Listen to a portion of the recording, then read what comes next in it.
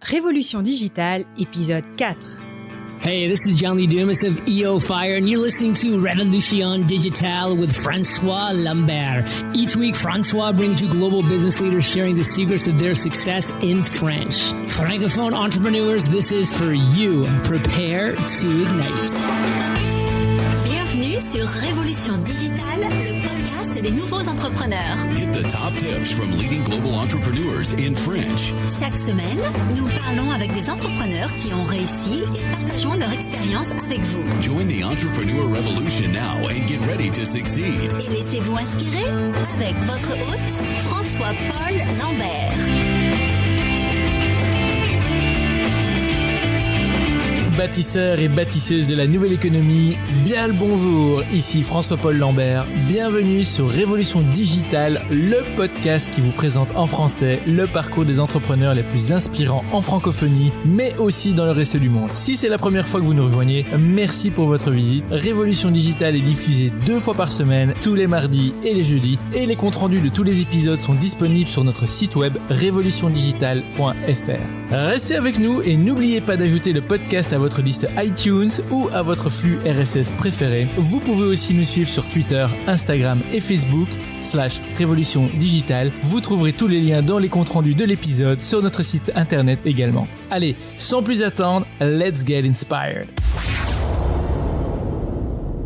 Je ne suis pas parfaite, je suis entrepreneur et culotté. Telle est la devise de notre formidable invitée d'aujourd'hui. Avec un diplôme de l'ESSEC et une formation de styliste en poche, elle débute auprès de plusieurs grands groupes tels que LVMH. À 24 ans, elle lance sa première start-up dans le domaine de la mode et du digital, herewestyle.com. Peu de temps après la revente de sa société, elle décide de créer sa propre marque afin de bousculer les codes traditionnels de la lingerie. C'est le début de ma petite culotte. Début 2017, la société élève 2 millions d'euros pour financer sa croissance à l'international et investir dans des projets innovants. Parmi ceux-ci, un concept original de boutique showroom, bureau à Paris qui se nomme le 7e. Elle n'a pas fini de nous éblouir. Tribu Digital, je suis très heureux d'accueillir aujourd'hui Charline Goutal. Charline, bonjour. Bonjour.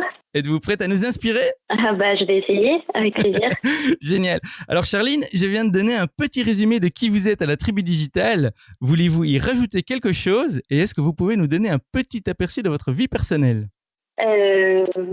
Ça a été très clair et très complet, je crois. Donc effectivement, après avoir travaillé une période dans le salariat et monté une première société que j'ai eu l'opportunité de revendre, j'ai enfin pu donner vie au projet très cher qui est la marque Ma Petite Culotte, tout simplement.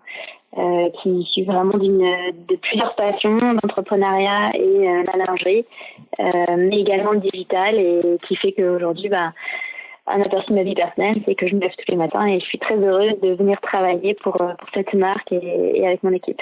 Alors parlons un peu de votre projet Ma Petite Culotte, et j'ai vu sur internet que vous aviez aussi un autre projet, on vient de le dire aussi dans la bio, le 7e. Alors qu'est-ce que c'est et pourquoi avez-vous choisi ce business model ? Alors en fait, on a un business model qui est très simple et c'est volontaire. On a choisi d'avoir un seul canal d'acquisition. Donc on est uniquement digital, c'est-à-dire que l'intégralité de nos ventes se réalise via notre site internet et uniquement notre site internet. C'est-à-dire qu'on ne vend pas via des marketplaces, donc via d'autres sites, et on ne vend pas via des magasins physiques, c'est-à-dire que ce soit des intermédiaires, donc des concept stores ou d'autres boutiques, ou nos propres boutiques. C'est vraiment une volonté pour nous d'être uniquement digital et de maîtriser à la fois nos ventes, notre logistique et surtout toute la data client que l'on peut récolter pour finalement faire des produits qui sont en totale adéquation avec nos clients tout simplement. Donc c'est un choix assez audacieux parce que ça peut parfois nous freiner dans notre développement. On pourrait effectivement grossir plus vite peut-être en ayant plusieurs canaux d'acquisition avec des boutiques, des marketplaces, etc. Mais notre idée, c'est de préserver vraiment notre ADN de marque et de pouvoir le transmettre à chacun de nos clients. Et c'est vraiment la seule possibilité, c'est d'être en direct avec eux via notre site. Et donc, le projet du 7e, c'est un projet qui vient concrétiser encore plus le site Internet, dans le sens où c'est à la fois nos bureaux, à la fois une boutique pour nos clients et à la fois un showroom pour nos partenaires. Donc c'est un très beau lieu et grand lieu dans le cœur de Paris. On a 200 mètres carrés qui est situé à Grand Boulevard. Et donc, on reçoit nos clients qui viennent essayer et ils peuvent commander via des tablettes et directement via notre site internet également. Et donc, cette boutique showroom bureau est ouverte à tout le monde ou bien c'est sur invitation ou comment ça fonctionne exactement? Alors, c'est ouvert à tout le monde évidemment. Après, si les clients souhaitent avoir une expérience d'achat qui est beaucoup plus sur mesure, et bien ils peuvent prendre rendez-vous et réserver pour eux seuls ou plusieurs personnes, jusqu'à 10 personnes en même temps. Et nous, on les accompagne, on est dédié à eux pour leur expliquer toute la marque, le lieu, les nouveautés, leur montrer des avant-premières et évidemment, ils peuvent acheter. Alors, en faisant mes recherches, j'ai remarqué qu'on vous voyait littéralement partout pour le moment, en tout cas sur les réseaux sociaux. Où est-ce que vous trouvez votre énergie, votre positivisme? Je crois que c'est quelque chose d'inné, c'est un caractère et je pense que pour être entrepreneur, il faut véritablement être positif, profondément être optimiste parce que il faut croire en l'avenir parce que évidemment tout ce qu'on met en place, ça va porter ses fruits sur plusieurs années, voire plusieurs dizaines d'années. Quand on crée une marque, ça met quand même beaucoup de temps avant de pouvoir récolter les fruits de tout ça. Donc, il faut avoir confiance dans l'avenir, avoir confiance dans son pays, avoir confiance quelque part quand même dans l'économie. Et ça, c'est pas toujours évident, surtout dans la conjoncture actuelle. Donc voilà. Après, je sais pas si on nous voit de partout, mais si c'est le cas, j'en suis très heureuse parce que c'est notre idée quand même. Ah, c'est en tout cas l'impression que ça m'a donné. Alors, j'ai aussi lu que vous portiez beaucoup d'importance au mentorat pour entrepreneurs. Et j'avais envie de vous demander, c'est quoi pour vous un mentor et pourquoi est-ce que c'est important? Ah oui, c'est une très belle question. Effectivement, je consacre beaucoup de temps au mentorat parce que j'ai eu la chance d'en bénéficier. J'ai eu la chance d'être entourée de plusieurs mentors. Et c'est vrai qu'en France, on a des institutions, des associations qui sont extrêmement puissantes et extrêmement chouettes et qui encadrent les entrepreneurs. On a notamment le MOUJI, qui est l'association principale en France qui permet d'avoir du mentorat. Moi, j'ai été mentorée durant la 10e année du lancement de l'entreprise. Et j'ai trouvé ça extrêmement inspirant. Ça permet en fait de prendre du recul par rapport à ces activités. Ça permet de se rendre compte aussi qu'on n'est pas seul finalement, parce que quand on est entrepreneur, on peut vite tomber dans la solitude parce que finalement ce qu'on vit, c'est assez unique. Donc c'est très difficile de se confier à ses amis ou à sa famille parce que même s'ils sont là pour nous écouter, c'est pas forcément concret ce qu'on raconte, ce qui est totalement normal. Or, un mentor, il comprend tout à fait tout ça parce qu'il est passé par là. C'est un peu le principe. Et donc, maintenant que ça fait un peu plus de 4 ans et demi que on a monté ma petite culotte, j'ai consacré moi-même une partie de mon temps personnel pour accompagner en tant que mentor plusieurs startups. Et c'est vrai que c'est super chouette parce que c'est très, très positif à la fois pour les mentorés, mais aussi pour les mentors. Parce qu'en tant que mentor, on se rend compte aussi du parcours qu'on a réalisé, parce qu'on est passé par les mêmes étapes par lesquelles passent les jeunes entrepreneurs qu'on mentor, et on se rend compte que finalement on a fait un chemin, et ça on n'a pas beaucoup l'occasion de faire un point et de prendre du recul sur déjà ce qu'on a achevé finalement, parce qu'on est toujours en projection vers le futur et on se demande toujours ce qu'on va faire et comment on peut le mieux faire. Tribu Digital, gardons ça à l'esprit, car nous allons maintenant explorer le parcours entrepreneurial de Charline, son aventure en tant qu'entrepreneur, le voyage qui l'a amené là où elle est aujourd'hui. Alors Charline, commençons par cette question. Nous l'appelons l'appel à l'aventure. Alors, quand avez-vous su au fond de vous que vous vouliez devenir entrepreneur, lancer votre propre affaire? Alors moi, ça remonte à vraiment l'enfance, l'adolescence, on va dire. C'est-à-dire que pendant que j'avais une dizaine d'années, je tannais beaucoup ma maman pour essayer de la lingerie, qu'elle m'achète mon premier soutien-gorge, etc., alors que j'en avais pas véritablement besoin, on va dire. Et c'est un peu un rêve de petite fille. Et puis, pour mon anniversaire de mes 13 ans, elle m'a offert une journée entière avec elle à aller choisir ma première véritable parure de lingerie. Et donc, on est allés toutes les deux aux Galeries Lafayette en province. Et j'ai passé une demi-journée à essayer absolument, je pense, toutes les différentes marques qu'il y avait. C'était un souvenir vraiment mémorable. Et en fait, c'est à ce moment-là que j'ai réalisé plein de choses, que j'allais devenir une jeune fille, qu'il y avait plein de possibilités, plein de manières, plein de perspectives de se voir. Et en fait, c'est vraiment la lingerie, c'est quelque chose de très très fort pour une femme. Et ça fait partie intégrante de sa personnalité et de la perception qu'elle a de soi-même. Et c'est très fort la perception qu'elle a d'elle-même, une femme. Donc c'est vraiment ça qui m'a donné cette passion vis-à-vis de la lingerie que j'ai suivie pendant toutes les années après. même dans ma vie d'adulte, etc. Et ça s'est même renforcé. Et quand j'ai décidé d'orienter en fait mes choix pour mes écoles supérieures, pour mes études supérieures, j'ai décidé de faire une école de commerce dans la vision de vraiment créer ma boîte dans la lingerie à un moment donné. Alors je savais pas quand, avec qui, comment, avec quels moyens et sous quel angle, mais je savais que j'allais faire un jour. Et donc j'ai vraiment tout mis en œuvre pour ça. Donc en parallèle de mes études de commerce, j'ai aussi fait des cours du soir en stylisme. Pour apprendre toutes les notions dont j'avais besoin pour mettre sur le papier tout ce que j'avais en tête. Et j'ai commencé à travailler sur ce projet, un peu latent, on va dire. Et en attendant, quand j'ai fait ma première vie de salarié, puis ma première entreprise, j'ai pu conforter le fait que l'entrepreneuriat c'était fait pour moi, que c'était le rythme de vie dont j'avais envie, et que ma passion pour la lingerie digitale ne faisait qu'augmenter. Donc quand ça s'est présenté, j'ai enfin pu me lancer. Voilà. Et vous n'avez pas hésité, vous n'étiez pas, lorsque vous étiez salarié, par exemple, vous avez travaillé pour des grands groupes, est-ce que vous vous êtes dit, mais finalement, c'est peut-être quand même intéressant de rester, ou est-ce que vous vous êtes dit, c'est pour moi, je me lance, j'hésite même pas? Alors, un peu des deux. C'est-à-dire que, évidemment, je réussissais dans ma vie de salarié, donc c'était super chouette et c'est quand même hyper confortable de recevoir un salaire tous les mois. Et ça, je m'en rendais pas compte, mais maintenant je m'en rends compte et parfois je m'envie. Et d'un autre côté, vraiment, je suis hyper contente d'avoir eu ces 4 ans de salariat parce que j'ai pu apprendre énormément de choses, j'ai pu rencontrer beaucoup de monde, j'ai pu vraiment me perfectionner et acquérir une certaine expertise, même si c'était pas 10 ans d'expérience. Et du coup, je me rends compte vraiment des avantages et des inconvénients des deux côtés. Mais en revanche, ça m'aurait jamais arrêté de rester, de pas prendre ce cap de l'entrepreneuriat parce que je savais que de toute façon, j'étais faite pour ça. Et d'ailleurs, je me vois pas autrement. Je savais que la liberté dont j'avais besoin se trouvait dans l'entrepreneuriat. Et j'ai une faculté à beaucoup travailler. Et au lieu de la mettre, entre guillemets, au service d'une entreprise où on n'est jamais assuré non plus des résultats, j'avais envie de le faire au profit d'un projet qui était personnel, quoi. Waouh. Alors, maintenant, Charline, je vais vous amener un peu dans le dark side, j'ai envie de dire, de la vie d'entrepreneur.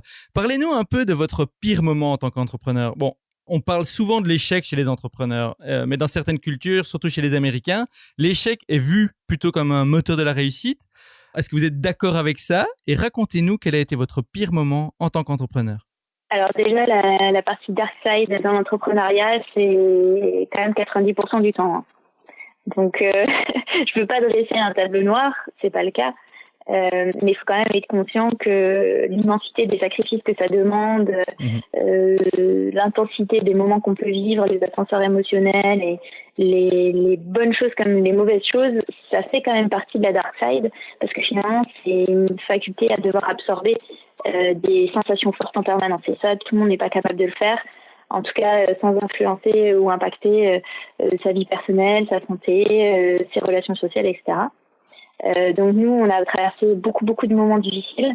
Notamment moi, déjà j'ai monté une première société que j'ai réussi à revendre avec mes associés. Mais il y a eu évidemment énormément d'étapes avant qui n'ont pas été faciles à traverser. Et puis c'est difficile aussi de quitter une première aventure entrepreneuriale. Après, je savais très bien que ma petite culotte, c'était là où je voulais aller. C'était un peu le projet de ma vie quand même, clairement. C'est un projet dans lequel je mets énormément de cœur et dans lequel je me projette pendant très longtemps. Et du coup, je savais que ça allait demander des sacrifices, mais j'imaginais pas que ça allait en demander autant en fait. Je m'en rendais pas, et heureusement, parce que sinon je pense que je l'aurais pas fait. Ouais. Clairement, j'ai traversé des passages qui ont été extrêmement difficiles, et notamment, il y en a eu beaucoup, mais je pense que un qui va parler aux éditeurs et puis peut-être aux autres entrepreneurs, c'est que donc moi je suis dans un business de produits, donc on crée et on fabrique nos produits, en tout cas on fait fabriquer, donc on travaille avec des prestataires, à la fois des fournisseurs de tissus, de matières premières et à la fois des ateliers de confection. Et au tout départ, ma petite culotte était une société qui faisait une production 100% française, non pas par image marketing, mais plus par conviction profonde, puisque quand je me suis lancée, 6 mois après que j'ai décidé de lancer l'aventure de ma petite culotte, il y avait eu, 6 mois avant, il y avait eu l'élection présidentielle en France de François Hollande, avec une affaire qui avait fait un peu la une des journaux, qui était le licenciement massif de la marque Le Jali, qui avait décidé de fermer ses usines en France. Et donc, ça a fait un excellent repas possible en France.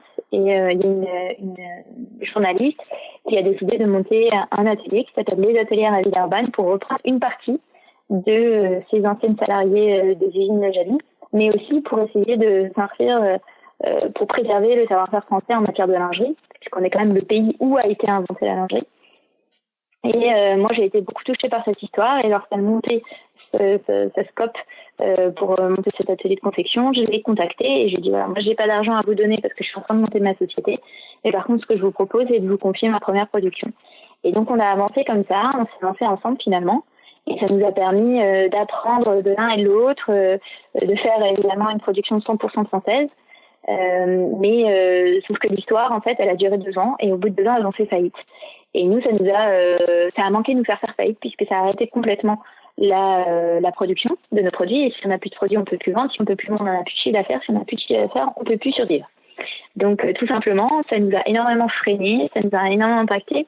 Et en plus de tout l'aspect financier, organisationnel, opérationnel, ça a eu un impact sur notre stratégie, puisqu'on n'a pas réussi à retrouver des ateliers de production en France qui étaient capables de recevoir à la fois nos volumes et de répondre à la technicité de nos produits pour les produire.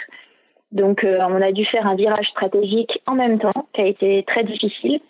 On a choisi d'être hyper transparent avec nos clients et c'est là qu'on a dû délocaliser une partie de notre production. Donc maintenant, on produit dans plusieurs pays, mais la majorité de nos produits sont produits en Tunisie. Alors, Charline, que s'est-il passé ensuite? Quand est-ce que les choses ont basculé en votre faveur? Je veux dire, quand est-ce que votre business a alors commencé à prendre un tournant? Et quelles sont les actions qui ont contribué à cela? En d'autres mots, est-ce que vous avez eu un moment d'illumination? Et racontez-nous cette histoire. Et ben c'est marrant parce que j'ai l'impression que beaucoup d'entrepreneurs disent ça, mais c'est pas vraiment notre cas en fait. Nous, on a un business qui augmente de façon assez linéaire, qui est en pleine croissance évidemment, et la croissance s'accélère puisqu'on fait à peu près x3 maintenant tous les mois, donc c'est une très belle croissance.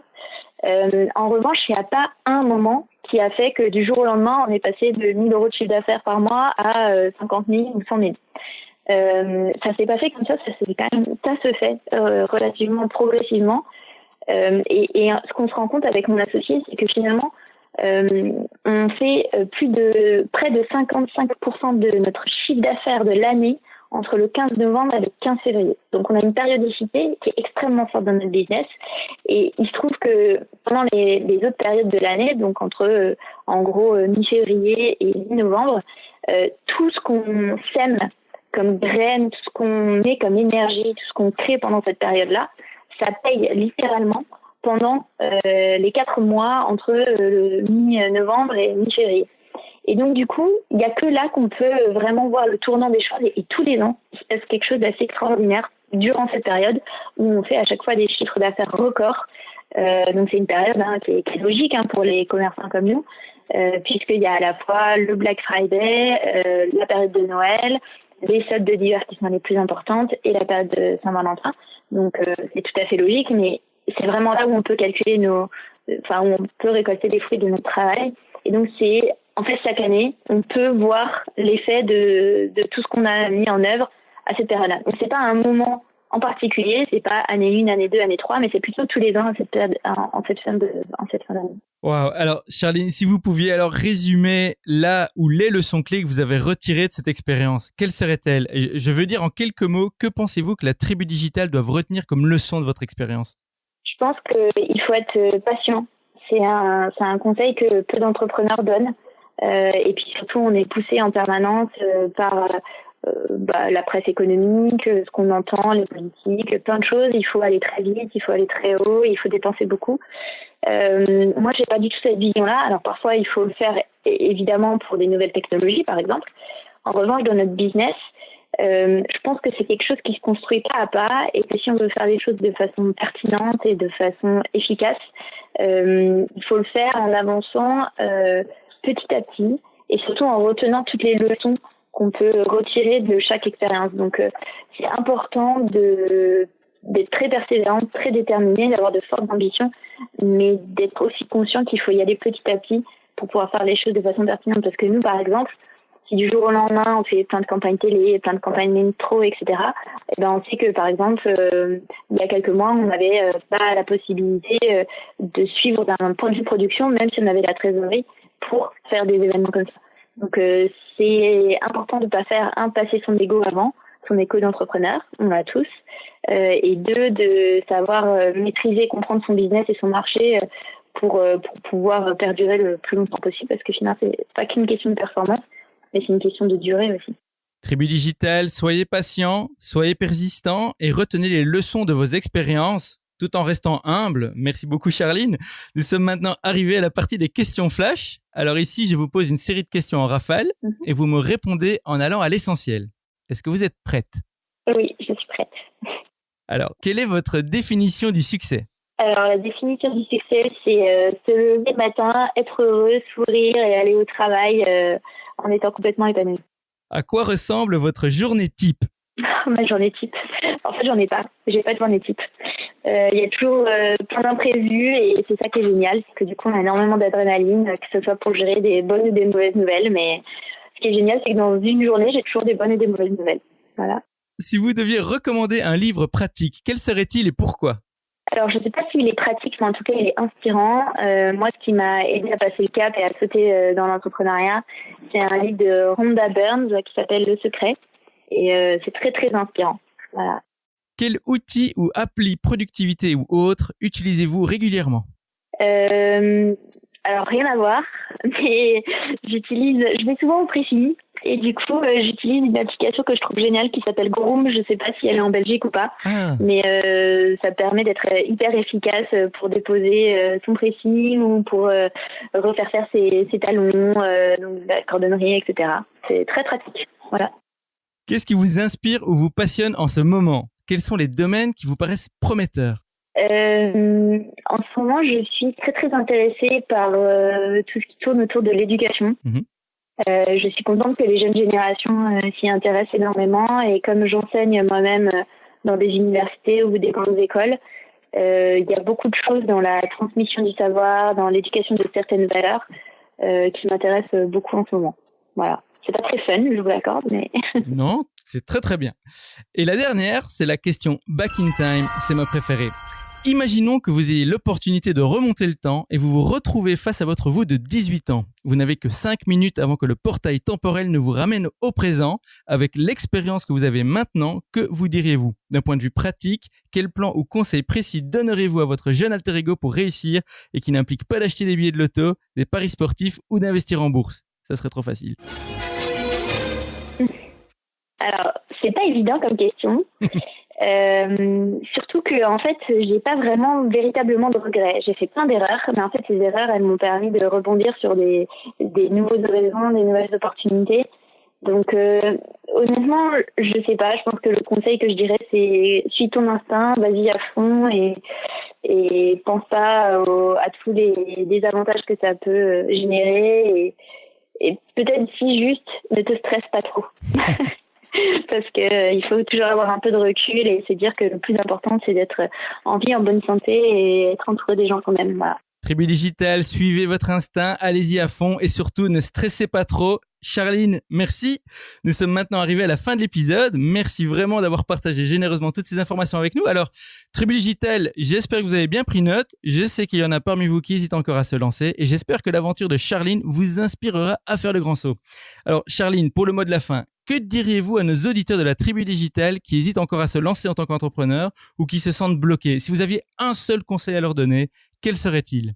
Que être entrepreneur, c'est pas quelque chose de rationnel et qu'il faut réagir avec son émotion et que c'est quand on a un espèce de feu intérieur et que c'est triste nous guide d'aller vers cette direction-là, il faut y aller coûte que coûte. C'est pas une question d'argent, c'est pas une question de rencontre, c'est pas une question d'idée. Voilà, quand on a ce feu intérieur, il faut y aller. Point barre, c'est tout. Faut pas trop réfléchir parfois. Tribu Digital, ne réfléchissez pas trop, suivez votre feu intérieur. Charline, vraiment merci. Ce fut un plaisir et un honneur de vous avoir parmi nous aujourd'hui. Alors, avant de nous quitter, dites-nous comment rester en contact avec vous sur les réseaux sociaux ou ailleurs. Et si vous avez une annonce à faire, la Tribu Digital vous écoute. Alors, pour rester en contact avec ma petite culotte, je sais, cette phrase est bizarre, mais l'idée c'est de pouvoir nous suivre. On est très très présents sur les réseaux sociaux, donc évidemment sur Facebook, sur Instagram, sur Pinterest, sur LinkedIn, etc. Donc attention, la marque c'est ma petite culotte. Donc il y a l'apostrophe, donc la contraction. Donc sur les réseaux sociaux, vous pouvez taper MAPTITE, culotte avec 2 TE. Et après une annonce à faire, écoutez, une annonce qui est de circonstance en ce mois d'octobre. C'est que chez Ma Petite Culotte, on fait toujours les choses avec beaucoup de sens et avec beaucoup d'engagement. Et donc, on s'est engagé aux côtés du cancer du sein, pour le dépistage du cancer du sein, pour être tout à fait honnête. Et on a embarqué avec nous une quinzaine de stars françaises qui sont des grands sportifs, des grands chefs, cuisiniers, des acteurs, etc. Et avec qui on a pris la pause. Donc, on a pu faire un shooting photo avec eux. Ce sont des hommes et on communique aux femmes l'importance d'aller faire se dépister au travers des hommes qui sont une cible extrêmement importante chez nous, qui représentent 30% de nos clients. Donc voilà. Tribu Digital, vous venez d'entendre Charline Goutal partager avec vous son expérience et ses conseils. C'est à vous de jouer maintenant. Rejoignez-nous sur revolutiondigital.fr et tapez Charline dans la barre de recherche. Vous aurez accès à sa page dédiée avec toutes les informations et les références dont nous avons parlé aujourd'hui. Et bien sûr, n'oubliez pas de visiter la page de Charline sur mapetiteculotte.com et de la suivre sur ses réseaux sociaux. Charline, merci encore d'avoir partagé votre aventure avec la Tribu Digital. Au revoir et je vous retrouve en backstage. Merci beaucoup. À bientôt. Hey Tribu Digital, merci de nous avoir écoutés aujourd'hui. J'espère que vous avez aimé notre entrevue avec Charline. Venez continuer la discussion avec nous sur Twitter, Instagram @RevoDigital et Facebook /Révolution Digitale. On vous y attend. N'oubliez pas non plus d'ajouter le podcast à votre liste iTunes ou abonnez-vous directement sur notre site web pour être notifié des prochains épisodes. Vous êtes la Tribu Digitale et souvenez-vous, tout semble toujours impossible jusqu'à ce que ce soit fait. Thank you for listening to our guest stories this week. Merci et n'oubliez pas de vous inscrire à notre newsletter pour encore plus de conseils qui vous aident à réussir. We hope you're inspired and ready to move forward with your entrepreneurial dream. À bientôt pour un prochain épisode de Révolution Digitale. Stay inspired!